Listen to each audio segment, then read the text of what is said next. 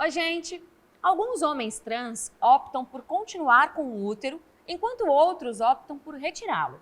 É bom frisar que essa é uma escolha completamente individual, né, gente? Só que para as pessoas que optaram em não fazer a esterectomia, que é o nome dado para a remoção cirúrgica do útero, é importante lembrar dos cuidados que devemos ter quando o assunto é endometriose.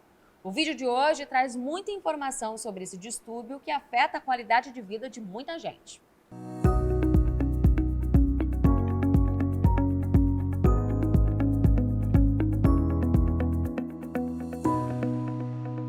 Tem gente que fala: Nossa, as mulheres de hoje reclamam muito de cólica. Ai, antes não era assim. Endometriose é doença da moda. gente, apenas parem. A endometriose é coisa séria, sim. É isso mesmo. A endometriose é uma doença séria, é uma doença chata. Na verdade, ela é uma inflamação da pelve, ou seja, o sangue da nossa menstruação, que é chamado endométrio, que é o tecido que fica dentro do útero. Quando ele sai do útero e vai se alojar em outros locais, como a trompa, os ovários, a bexiga, o intestino, e o tecido da pelve, que é chamado peritônio, que é o lugar mais comum da gente encontrar a endometriose. Então, quando esse tecido de dentro do útero fica do lado de fora, isso sim chama endometriose. E esse sangue, quando ele está na pelve, num lugar errado, ele funciona às vezes como uma cola, né? Ele gruda os tecidos. Então, muitas mulheres vão ter muitas dores por conta de aderências, que é quando a bexiga gruda no útero, o intestino gruda no útero, nas trompas, no ovário. E isso é uma doença progressiva, a endometriose, ela não tem cura, e aí ela pode ir piorando com o passar do tempo.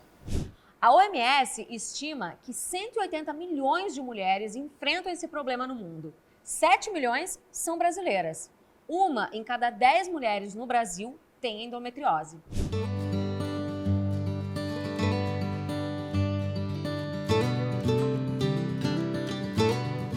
Mas cuidado, hein? A endometriose pode ser assintomática. Mas aí, como é que a mulher pode descobrir que tem endometriose? Essa mulher vai descobrir que tem endometriose quando ela vai tentar engravidar e vai ter uma dificuldade para engravidar, ou mesmo por um exame de imagem. E claro, se você for diagnosticada com endometriose, precisa ter acompanhamento periódico com foco na sua qualidade de vida e controle da doença também.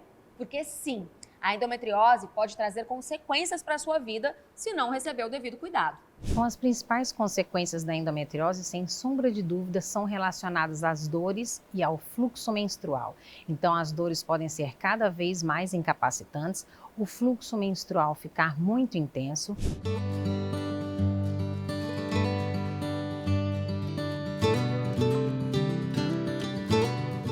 Aí você deve estar se perguntando, como é que é o processo de gravidez para quem tem endometriose?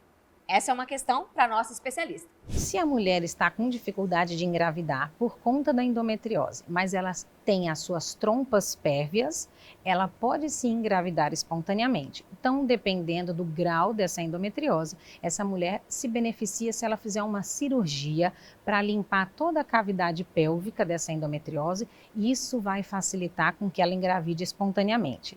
Se essa mulher tem uma quantidade de óvulos que já está um pouco abaixo do normal, aí ela pode tentar uma indução da ovulação, ou seja, estimular a ovulação dela para facilitar ela engravidar, ou se a reserva ovariana for realmente muito baixa, ou seja, ela já tem poucos óvulos, ela vai se beneficiar de fazer uma fertilização in vitro para poder engravidar. E depois que essa mulher consegue a gravidez, aí é tranquilo, porque a gravidez é um bom tratamento para a endometriose. Vai ser um período em que a endometriose vai ficar anestesiada. Mas, se essa mulher tem endometriose no útero, que chama adenomiose, aí sim, a adenomiose deixa o útero inflamado e aumenta o risco de aborto.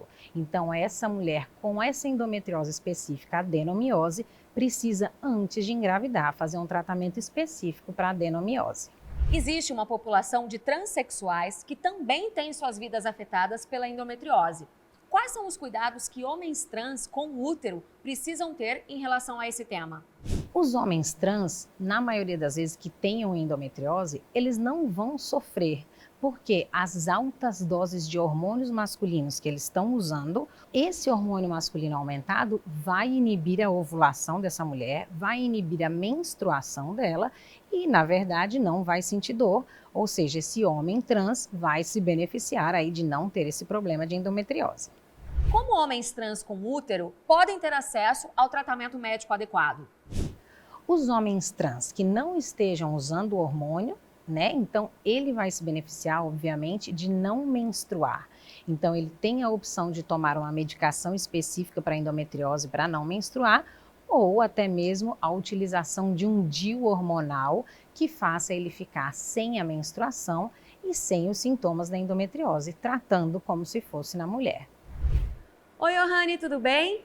Quando e como você descobriu que tinha endometriose?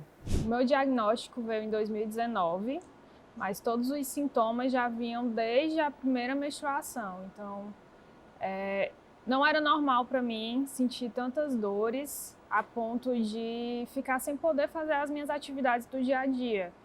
Eu chegava a sentir tanta dor que a minha pressão caía e eu tinha que ficar deitada, sem forças e sem vontade para comer também. Então, por várias vezes, e acredito aí que por uns 5, 6 anos, eu ia nos médicos, nos ginecologistas, e o diagnóstico era sempre, toma remédio para cólica, compra esses remedinhos que tem no balcão da farmácia, que vai dar certo. Mas não resolvia, pelo contrário, com o passar dos anos só piorava. Sentiu sintomas, então? O principal sintoma é realmente a cólica, é realmente o sintoma número 1 da doença. E em seguida, no meu caso, veio o desajuste intestinal. Então, não tinha, independente da alimentação que eu tivesse, nunca estava legal. Ou estava solto demais, ou estava preso demais, ou então sempre tinha dores que não eram dores de cólica, e sim dores intestinais e estomacais. Era também um sintoma mais comum.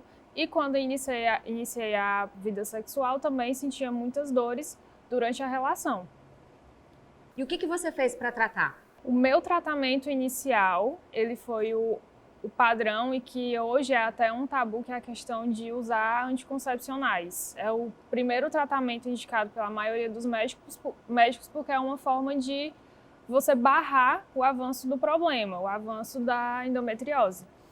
Mas a gente sabe que o uso de anticoncepcional por tantos anos seguidos também já traz aí um histórico de outros problemas, de outros resultados. Então, de forma inicial foi feito isso, eu tomei anticoncepcional ainda por uns 4 anos, mais ou menos, e depois eu escolhi parar, justamente preocupada com esses resultados no longo prazo.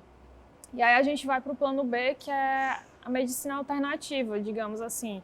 É o controle da alimentação, é a atividade física, é o uso controlado dos medicamentos.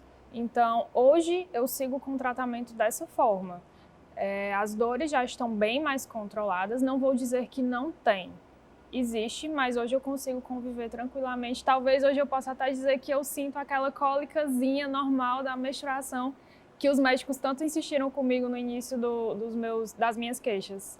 O que mudou na sua vida com o diagnóstico?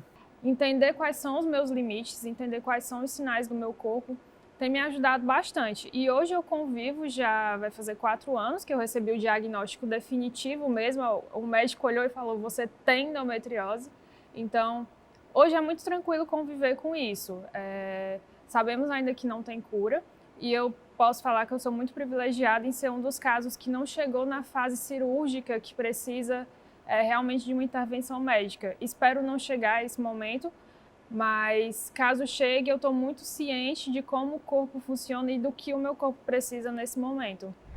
Vamos agora para o nosso bate-bola da saúde? Causas da endometriose. Na verdade, a endometriose não tem uma causa definida, mas as principais causas seriam a genética, a menstruação retrógrada, que é uma menstruação que sai pela trompa, ou a imunológica, como se o nosso organismo atacasse o nosso endométrio. Alimentos que são indicados para quem tem endometriose. Os alimentos indicados são alimentos saudáveis, uma alimentação bem balanceada, utilizando frutas e verduras. Alimentos que não são indicados. Não indicados são os carboidratos, doces e frituras. Tratamento. O tratamento vai desde uma cirurgia, quanto à utilização de medicamentos orais ou a utilização de um DIU hormonal. Prevenção. Hábitos de vida saudáveis, alimentação saudável e muita atividade física. São coisas que realmente previnem a endometriose. Qual é o conselho que você deixa para quem está assistindo a gente? Se você tem dor, nunca é considerado normal, mesmo que seja na menstruação ou fora da menstruação. Procure o seu médico, faça uma investigação, porque endometriose é uma doença que se demora muitos anos para fazer o diagnóstico e se você demora, você vai ter as consequências de não tratar essa doença a tempo. Gostou do assunto de hoje? Então curta e compartilhe.